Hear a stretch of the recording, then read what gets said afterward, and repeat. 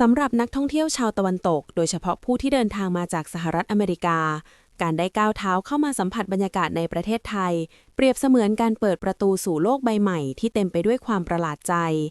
บ่อยครั้งที่เรื่องราวความประทับใจมักจะวนเวียนอยู่กับวัดวาอารามที่วิจิตรการตารอยยิ้มที่เป็นมิตรของผู้คนหรือรสชาติอาหารที่เผ็ดร้อนถึงใจแต่สำหรับหนุ่มนักท่องเที่ยวผิวสีชาวอเมริกันรายนี้สิ่งที่ทำให้เขาต้องหยุดชะงักและหยิบกล้องขึ้นมาบันทึกวิดีโอด้วยความตื่นตะลึงกลับไม่ใช่สถานที่ท่องเที่ยวที่มีชื่อเสียงโด่งดังแต่อย่างใดแต่มันคือสถานที่ที่แสนจะธรรมดาและเป็นกิจวัตรที่สุดสำหรับคนไทยนั่นคือลานจอดรถทันทีที่เขากวาดสายตามองไปรอบๆลานจอดรถแห่งหนึ่งในประเทศไทยเขาก็พบกับปรากฏการณ์ที่เขาอธิบายว่ามันทำให้เขารู้สึกช็อกแบบสุดขีดและเป็นสิ่งที่เขาไม่เคยคาดคิดว่าจะได้เห็นภาพที่ปรากฏอยู่ตรงหน้าคือรถยนต์นับร้อยคันที่จอดเรียงรายอยู่ในช่องจอดอย่างเป็นระเบียบเรียบร้อยราวกับถูกจับวางด้วยไม้บรรทัดแต่จุดร่วมเดียวกันที่ทำให้เขาทึ่งจนต้องเพ่งมองซ้ำแล้วซ้ำเล่าคือรถทุกคันหันหน้ารถออกมาด้านนอกอย่างพร้อมเพรียงกัน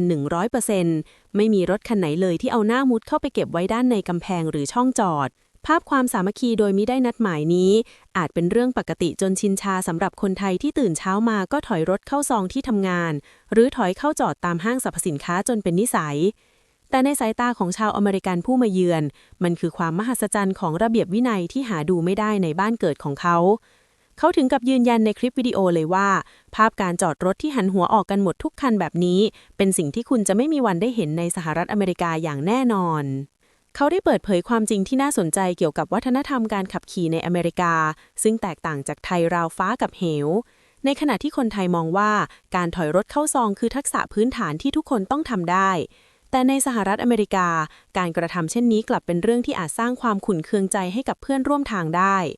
เขาเล่าว่าในสังคมอเมริกันที่เร่งรีบการเอาหน้ารถเสียบเข้าช่องจอดทันทีคือมาตรฐานที่ทุกคนปฏิบัติกันเพราะมันรวดเร็วและไม่เสียเวลาแต่หากใครพยายามจะหยุดรถกลางทางเปิดไฟฉุกเฉินและค่อยๆถอยหลังเข้าซองคนนั้นมักจะตกเป็นเป้าสายตาและถูกวิพากษ์วิจารณ์ทันทีเขาเคยเห็นและได้ยินผู้คนบ่นด่าหรือถึงขั้นกลั่นแกล้งคนที่พยายามจะถอยเข้าจอดด้วยซ้ำเพราะการถอยหลังเข้าซองถูกมองว่าเป็นการกระทำที่ยุ่งยากล่าช้าและทำให้การจราจรในลานจอดรถติดขัดบางคนถึงกับมองว่าคนขับเหล่านั้นพยายามจะอวดเก่งหรือโชว์ทักษะการขับรถมากจนเกินความจำเป็นทั้งที่จริงๆแล้วแค่ขับเข้าไปตรงๆก็จบเรื่องแล้วยิ่งไปกว่านั้นปัจจัยที่ทำให้วัฒนธรรมการจอดรถของสองประเทศแตกต่างกันอย่างสิ้นเชิงไม่ได้มีแค่เรื่องของค่านิยมหรือความใจร้อนของผู้ขับขี่เท่านั้นแต่ยังรวมข้อกฎหมายที่คนไทยอาจไม่เคยรู้มาก่อนเขาชี้ให้เห็นว่าในหลายพื้นที่และหลายรัฐของสหรัฐอเมริกามีกฎระเบียบที่ระบุไว้อย่างชัดเจนว่าไม่อนุญาตให้ถอยรถเข้าจอดสาเหตุหลักมาจากเรื่องของการออกแบบป้ายทะเบียนรถเพราะในบางรัฐของอเมริกานั้นกฎหมายกำหนดให้รถยนต์ติดแผ่นป้ายทะเบียนเพียงแค่ด้านหลังรถเท่านั้นดังนั้นหากผู้ขับขี่ถอยเอาท้ายรถชิดกำแพงหรือเข้าซองด้านในเจ้าหน้าที่ตำรวจหรือรถตรวจตราจะไม่สามารถตรวจสอบเลขทะเบียนได้เลยการถอยเข้าจอดในบางสถานที่จึงถือเป็นการกระทำผิดกฎระเบียบซึ่งตรงกันข้ามกับประเทศไทยที่รถยนต์ต้องติดป้ายทะเบียนทั้งหน้าและหลังทำให้เรามีอิสระในการเลือกวิธีจอดได้มากกว่าและคนไทยส่วนใหญ่ก็เลือกวิธีที่ยากกว่าในตอนต้นเพื่อความสบายในตอนท้ายเมื่อย้อนกลับมามองที่ประเทศไทยการที่รถทุกคันหันหัวออกจึงไม่ได้สะท้อนแค่เรื่องของกฎหมายแต่ยังสะท้อนถึงวิธีคิดและทักษะของคนไทยได้อย่างน่าชื่นชมการถอยรถเข้าซองในห้างสรรพสินค้าที่แคบและเต็มไปด้วยเสาคอนกรีตต้องอาศัยทักษะการกะระยะและการควบคุมรถที่แม่นยำซึ่งดูเหมือนคนไทยทุกคนจะได้รับการฝึกฝนมาอย่างดีจนทำได้อย่างคล่องแคล่วนอกจากนี้การหันหน้ารถออกยังแสดงถึงความรอบคอบและการมองการไกลเพราะในเวลาที่ต้องขับรถออกเราสามารถมองเห็นทัศนียภาพได้กว้างไกลและขับออกไปได้อย่างรวดเร็วและปลอดภัยโดยเฉพาะในกรณีฉุกเฉินซึ่งต่างจากการถอยรถออกจากซองที่ต้องคอยระวังรถที่วิ่งผ่านไปมาและมีจุดบอดมากกว่าคลิปวิดีโอนี้จึงไม่ได้เป็นเพียงการบันทึกภาพความแปลกตาของลานจอดรถแต่เป็นการยกย่องระเบียบวินัยและทักษะการขับขี่ของคนไทยที่แม้แต่เรื่องเล็กๆน้อยๆอย่างการจอดรถก็ยังสามารถสร้างความประทับใจและทำให้ชาวต่างชาติทึ่งในความเป็นระเบียบที่หาดูไม่ได้ในประเทศมหาอำนาจทันทีที่คลิปวิดีโอของหนุ่มอเมริกันรายนี้ถูกแชร์ออกไปพื้นที่ในช่องแสดงความคิดเห็นก็กลายเป็นเวทีแลกเปลี่ยนวัฒนธรรมที่ดุเดือดและน่าสนใจที่สุดแห่งหนึ่ง ชาวเน็ตไทยจำนวนมากต่างเข้ามาคอมเมนต์ด้วยความภาคภูมิใจปนขบขันว่าสิ่งที่ทำให้นักท่องเที่ยวถึงกับช็อกนั้นแท้จริงแล้วคือสัญชาตญาณความปลอดภัยที่ถูกปลูกฝังอยู่ในสายเลือดของคนขับรถเมืองไทยทุกคนคอมเมนต์ยอดนิยมหลายเสียงยืนยันตรงกันว่าสาเหตุหลักที่เราต้องถอยรถเข้าซองไม่ใช่แค่เพื่อความสวยงามแต่มันคือหลักคิดแบบลำบากก่อนสบายทีหลังการเสียเวลาถอยเข้าเพียงเล็กน้อยจะช่วยให้เราสามารถขับรถออกได้อย่างรวดเร็วและปลอดภัยทันทีในกรณีฉุกเฉินไม่ว่าจะเป็นไฟไหม้หรือเหตุการณ์ไม่คาดฝันอีกทั้งยังช่วยลดจุดบอดสายตาตอนขับออกทำให้มองเห็นรถที่วิ่งสวนมาหรือแม้แต่เด็กเล็กและสัตว์เลี้ยงที่อาจเล่นอยู่ท้ายรถได้ชัดเจนกว่าการถอยหลังออกประเด็นที่ถูกหยิบยกมาถกเถียงกันอย่างกว้างขวางคือเรื่องข้อจำกัดของพื้นที่ซึ่งสะท้อนทักษะการขับขี่ของคนไทยได้เป็นอย่างดีหลายคนเข้ามาให้ความรู้ว่าลานจอดรถในไทยนั้นแคบกว่าที่อเมริกามากการถอยหลังเข้าจึงเป็นวิธีที่ง่ายกว่าในทางวิศวกรรมเพราะล้อหน้ามีหน้าที่บังคับทิศทางทำให้การตีวงเลี้ยวเข้าในที่แคบทำได้ดีกว่าการเอาหน้ามุดเข้า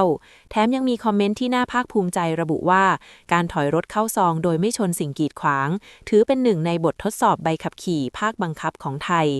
ดังนั้นใครที่ไม่ถอยเข้าหรือเอาหน้าทิ่มเข้ามักจะถูกมองด้วยสายตาตั้งคำถามว่าเป็นมือใหม่หรือขับรถไม่แข็งหรือเปล่าซึ่งต่างจากวัฒนธรรมอเมริกันอย่างสิ้นเชิงนอกจากนี้ยังมีการเปิดเผยข้อมูลเชิงลึกจากผู้ที่มีประสบการณ์อาศัยอยู่ในทั้งสองประเทศที่เข้ามาไขข้อข้องใจว่าทำไมฝรั่งถึงห้ามไถเข้าจอดเหตุผลหลักที่คนไทยหลายคนเพิ่งทราบคือกฎหมายในหลายรัฐของอเมริกากำหนดให้ติดป้ายทะเบียนแค่ด้านหลังรถเท่านั้นหากถอยเอาท้ายชิดกำแพงตำรวจจะตรวจสอบรถไม่ได้